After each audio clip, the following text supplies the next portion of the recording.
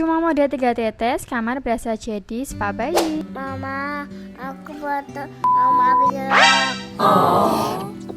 Kalau anak lagi batuk pilek, pasti tidurnya nggak nyenyak. Aku pakai Yumis Baby Lavender Essential Oil. Anak yang tenang, tidur yang nyenyak, dimulai dari sentuhan lembut dan aroma yang tepat. Essential Oil ini bukan hanya minyak aromaterapi. Ketika sentuhan hangat dipadukan dengan aroma yang menenangkan, sehingga bisa meringankan batuk pilek anak. Setelah sentuhan lembut dan bijakan, aku pakai Yumis Baby sebagai diffuser oil. Karena aroma lavendernya ampuh, bikin anak tenang dan nggak cranky saat batuk pilek. Kalau gini sih nggak usah ke rumah baby spa lagi ya. Aku percaya sentuhan ibu itu doa, dan lavender ini bikin doanya makin berasa. Yumis Baby, minyak andalan ibu modern untuk solusi tidur dan ketenangan anak.